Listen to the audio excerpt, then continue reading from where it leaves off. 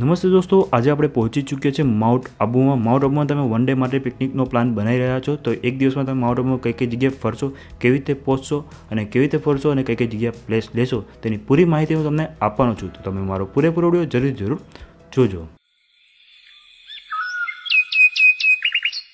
નમસ્તે દોસ્તો, આજે આપણે પહોંચી ચૂક્યા છે માઉન્ટ આબુમાં.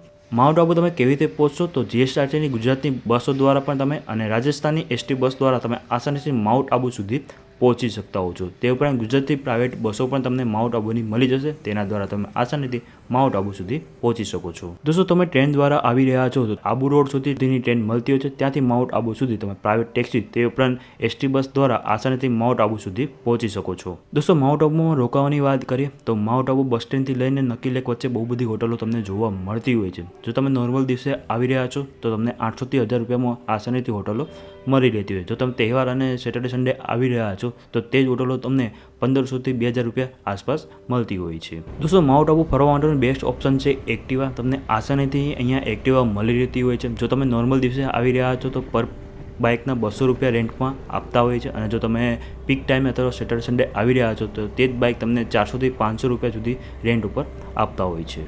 અહીંયા જમવાની વાત કરીએ તો તમને આસાનીથી ગુજરાતી ભોજન મળી રહેતું હોય છે.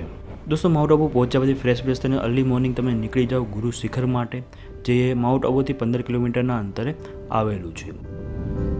આવા ખૂબસૂરત રસ્તાઓનો સફર કરતાં કરતાં તમે ગુરુ શિખર સુધી પહોંચશો.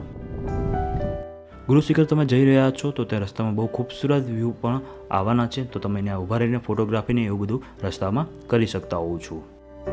ગુરુ શિખર જઈ રહ્યા છો ત્યારે રસ્તામાં તમને આ શૂટિંગ પોઈન્ટ પણ જોવા મળતો હોય છે. બહુ ખૂબસૂરત વ્યૂ તમને અહીંથી પણ જોવા મળતું હોય છે. થોડો ટાઈમ અહીંયા ઊભા રહીને તમે આ વ્યૂનો આનંદ લઈ શકતા હો છો. તમે જોઈ રહ્યા બહુ ખૂબસૂરત આ વ્યૂ તમને અહીંયા જોવા મળતો હોય છે.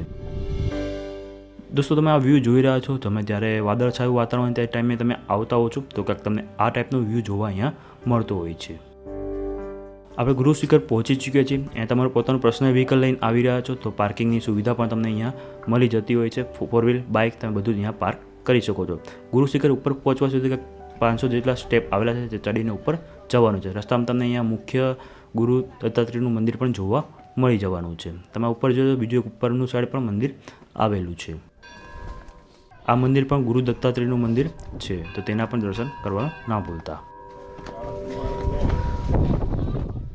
ઉપરના મંદિર પહોંચ્યા પછી તમને અહીંયાથી આવો ખૂબસૂરત વ્યૂ તમને જોવા મળતો હોય છે. વાદળછાયું વાતાવરણ અને અર્લી મોર્નિંગ આવશો તો તમને કંઈક આવું ટાઈપનું વાતાવરણ તમને અહીંયા જોવા મળતું હોય છે.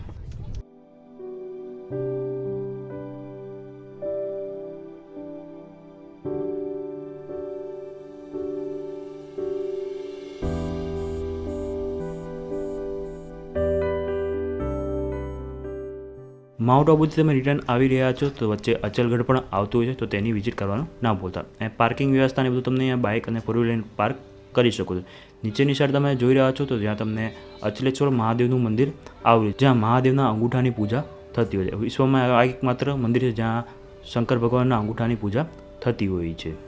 ઉપરની સાઈડ તમને ચામુંડા માતાનું મંદિર, તે ઉપરાંત મહાકાળીનું મંદિર જોવા મળતું હોય છે. જો તમારા પાસે ટાઈમ હોય તો ઉપરની સાઈડ તમે જઈ શકતા હો છો.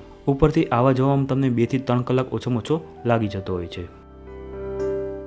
અચલગઢથી તમે રિટર્ન થઈ રહ્યા છો ત્યાં તમને વચ્ચે દેલવાડા જૈન ટેમ્પલ જોવા મળી જવાનું છે, તો તેના પણ તમે વિઝિટ કરવી હોય, દર્શન કરવા હોય તો અંદર કરી શકો. અંદર મોબાઈલને બધું પરમિશન નથી, તમે માત્ર અંદર દર્શન કરી શકો છો. મોબાઈલને અંદર લઈ જવાની કોઈ પણ જાતની પરમિશન નથી.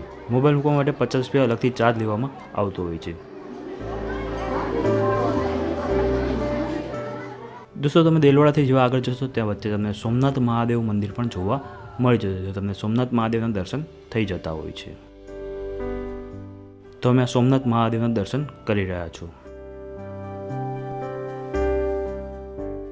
અહીં તમે તળાવની અંદર માછલીઓ પણ જોઈ શકો છો, જ્યાં તમે માછલીઓને ખાવાનું ખવડાવવું હોય તો લોટને એવું ખવડાવી શકતા હોવ છો. લોટને એવું તમને ત્યાંથી 10 રૂપિયામાં મળી જશે. સોમનાથ મહાદેવના દર્શન કર્યા પછી તમે અર્બુદા માતા દેવીના દર્શન કરવા જઈ શકો છો. નીચેની સાઈડ તમને થોડીક શોપિંગની એવી દુકાનો તમને અહીંયા જોવા મળી જતી હોય છે.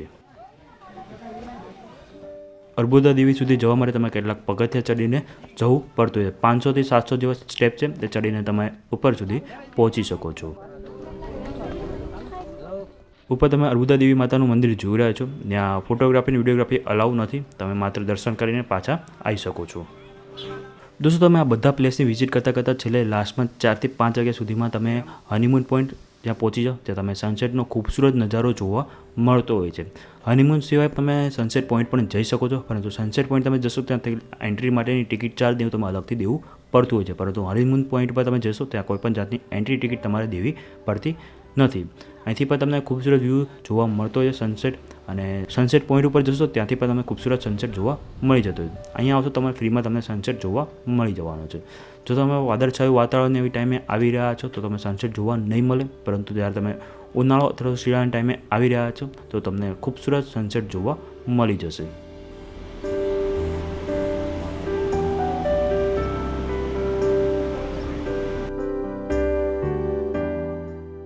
દોસ્તો મેં માઉન્ટ આબુના બહુ બધા વિડીયો બનાવેલા છે, તો તમારે અલગ અલગ પ્લેસના અને એના વિડીયો પણ જોવા આવે તો તે મારે યુટ્યુબ ચેનલ ઉપર જઈને જોઈ શકો છો.